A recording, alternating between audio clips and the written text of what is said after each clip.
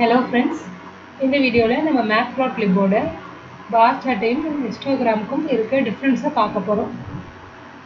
Last வீடியோவில் நம்ம histogram பற்றி டீட்டெயிலாக பார்த்தோம். அதுக்கு முந்தின வீடியோவில் நம்ம பார் சார்ட் பற்றி டீட்டெயிலாக பார்த்தோம். அதோட லிங்க்லாம் நான் தரேன், அதை நீங்கள் செக் பண்ணிக்கலாம். Bar chart to display the கேட்டகரிகள் டேட்டாஸ் கேட்டகரைஸ் வைஸாக நம்ம ப்ளாட் பண்ணுறதுக்காக நம்ம பார் சார்ட் போகிறோம். பொதுவாக இந்த கேட்டகரி வைஸாக நம்ம குரூப் பண்ணும்போது கேட்டகரிஸ் எல்லாமே எக்ஸ் ஆக்சிஸில் லை ஆகும். ஸோ அதோட சைஸ் ஒய் ஆக்சிஸில் கொடுப்போம்.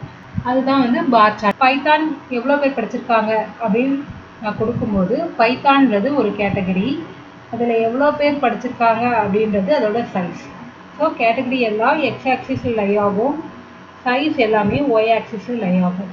இந்த பார் சார்ட் பார்த்தீங்கன்னா ஒரு ரெக்டாங்குலர் பார் தனித்தனியாக இருக்கும், சேர்ந்தா போல் இருக்காது. ஆனால் அதே ஹிஸ்டோகிராம் பார்த்தீங்கன்னா எல்லாமே ஒட்டி சேர்ந்தா போல் இருக்கும்.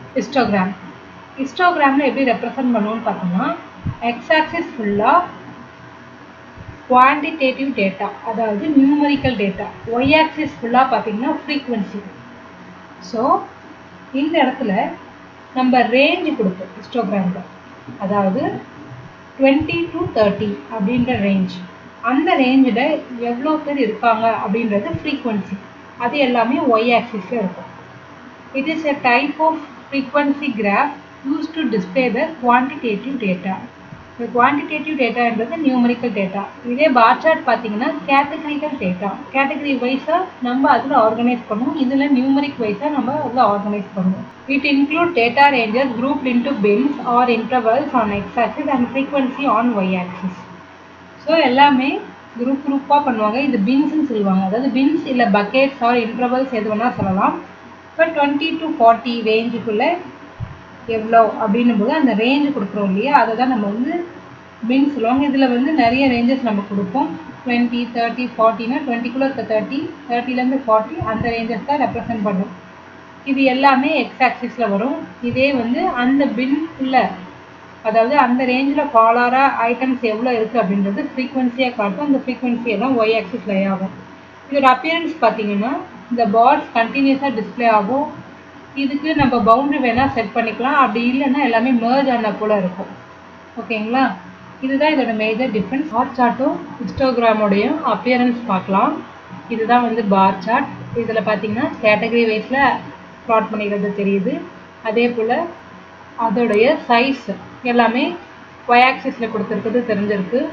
இப்போ பார்த்தீங்கன்னா இதை நம்ம middle of the ticks arrange பண்ணியிருக்கோம். இதே நம்ம லெஃப்ட் சைட் ரைட் சைடாகவும் நம்ம அரேஞ்ச் பண்ணிக்கலாம்.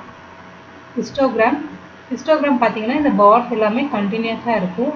இதுக்கு நான் பார்டர் கொடுத்துருக்கறதுனால, எட்ஜ் கொடுத்துருக்கறதுனால எனக்கு இந்த பார்டர் தெரியுது. இதே நான் எது ஸ்பெசிஃபை பண்ணலன்னா கண்டினியூஸான பார்டாக இருக்கும். இதுக்கு எக்ஸ் ஆக்சிஸ் பார்த்தீங்கன்னா எல்லாமே இந்த பின்ஸ், அந்த ரேஞ்ச் ஆஃப் பின்ஸ் மட்டும்தான் டிஸ்பிளே ஆகும். ஒய் ஆக்சிஸ் பார்த்தீங்கன்னா அதோட ஃப்ரீக்வன்சி டிஸ்பிளே ஆகும். இந்த பின்ஸ்ன்றது 10 to 20ல் எவ்வளோ லை ஆகுது அப்படின்ற நம்பர் தான் இந்த இடத்துல. இது ஆக்சுவலாக இந்த பின்ஸ் நியூமரிக்கல் டேட்டாவாக நமக்கு இருக்கும். ஸோ பார் சார்ட்டுக்கும் ஹிஸ்டோகிராமுக்கும் இருக்கிற டிஃப்ரென்ஸ் என்னன்னு பார்த்தீங்க. அடுத்த வீடியோவில் நம்ம வேற ஒரு டாபிக் பற்றி பார்க்கலாம். தேங்க்யூ.